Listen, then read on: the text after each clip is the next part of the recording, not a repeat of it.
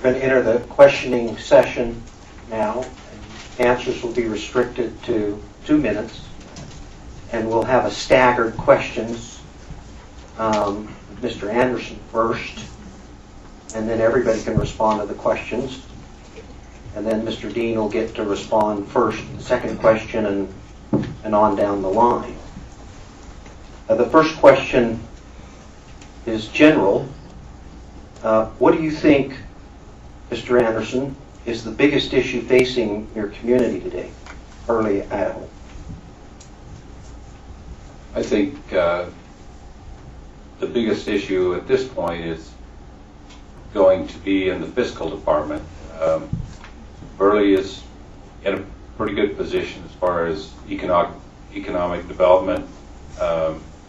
Where I think we're going to have some trouble is if you look around, you can see that the state is having a lot of budget problems, and the money that the city gets from the state is going to have to be less than it is now. We need to just be very careful and not get stretched out too far, because we want to be able to manage what we need to do without increasing our debt to the point where it becomes a burden to the citizens of Burley. That would be, I think we need to deal with that, and we also need to deal with our economic development. And it's a continuing thing. You're either growing or you're going smaller. That's just the way it is. Thank you. Mr. Dean, the most important issue facing the community? I think the most important issue, and we're not there yet, but I worry about complacency. When we did all of our good things, it all happened right on the heels of Simplot closing down. And if you look at our neighbors in Twin Falls, they went gangbusters before we did, and then they kind of slowed down and started worrying about downtown redevelopment and weren't really pushing. And then Dell closed. 500 jobs right out the window. And so what I think Burley needs to do is keep working on infrastructure and get a lot of 10 to 80 diverse industries, but companies that come in that don't employ 1,000 people, but employ 20 to 80. We got Dutchmen here, and that's great, but I don't think we want 15 more RV manufacturers, because that industry falls on hard time. So we need diverse industries, smaller industries, and keep them coming. And that takes, in my handout, I talk about hard infrastructure and soft infrastructure. And I don't want the reporters to say I'm knocking Minidoka, but when I take people around that are looking to move this area, and Minidoka is a fine school, but you drive by the outside of that building and look at it, and then you drive by the Burley High School, that's the reason our school's growing and Minidoka school is going down, because the physical appearance of that school just knocks them out. And so I think we need to guard against complacency. We don't need to bring in 100 companies, but we need to bring in a bunch of small, diverse companies. Thank you. Mr. Dexter, I hope you will adequately defend Minico High School. No, excuse me. Do not let me play that game. Most important issue for Burley. Right. There wasn't a transplant going into the Minico High School anyway. The largest issue facing Burley, I believe, is the unemployment that we do have in the area. I do believe that with increased recruiting for the new companies, new businesses coming into the area would immensely help the area. It would bring in economic development by itself if we were able to bring in a few more businesses. The fiscal management of the city, I think, is another issue that we do have to look at, because it is going to be tight. It's tight for all of us. It's not just the city, but it's everybody that lives within the city that we have to be concerned with. So we have to be good stewards of your money. Thank you. Mr. DeLay, go ahead. You know, I was talking to a county commissioner the other day. I just ran into him at the restaurant, and he was concerned about economic development. And he was concerned about the way we appeared outside of the town, or if you came into town and you happened to read the paper and there was some tension. And see, the thing that solves all of our problems is growth. Casey said, we're either, there's no status quo. We're either growing or we're slipping. And Burley was supposed to have hit 10,000 people back in 19-something. Doug Manning told me, I forget what year it was. And I mean, not 19,000, but 10,000. And we still haven't gotten over 10,000 people. So that's not bad, though.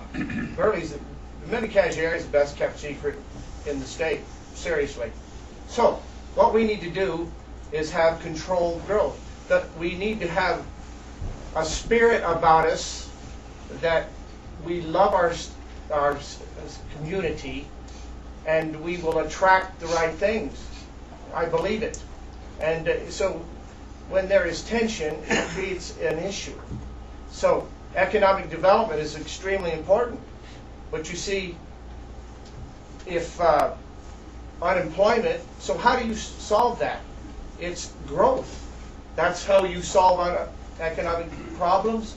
That's how you solve fiscal problems. And sure, we need to watch out that we don't overstress our infrastructure, but I feel very good about where we stand at this moment, and I think that there's been a pretty good job done so far. Thank you. Mr. Hanson, you've been on the inside there. What's the most important issues for Burley from your perspective? When I first was elected, it wasn't long after that we had to cope with the closing of Simplot. That was a very difficult time. There was a lot of negativity in our community, and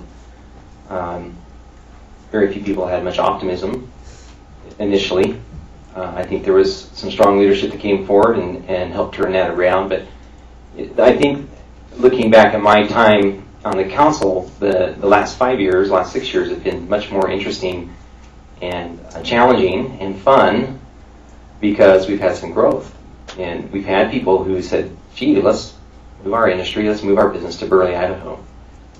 And I think people started to think, well, we do live in a great place, and why don't you come here? And let's forge a partnership. Let's partner our public resources with these industries and businesses and go at setting up shop in this town. And I think that is, in and of itself, the challenge, and the issue is how to grow and grow at a sustainable rate. We have a lot to offer, but we can grow too fast for sure. The industries that have come have been somewhat diverse, and I think that that's the good theme to follow, that we have strength and diversity, but value-added agriculture is our strength, and I think that should be and will continue to be a focus of our economic development efforts. But that is the issue as well for me, is growth and what it brings, the challenges it brings. McGill? I think the biggest hurdle we're facing will be declining revenues. And the problem with declining revenues is the domino effect it has on every other part of our city. We would have, a lot of times, the mentality is to just increase other fees to make up the shortfalls.